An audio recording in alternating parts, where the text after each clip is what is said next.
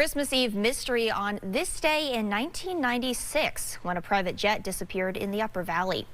The Learjet, with two pilots from Connecticut on board, was making its approach to the Lebanon airport when contact was lost. A massive search took place around the region in the following days and weeks, but no trace of the plane was found.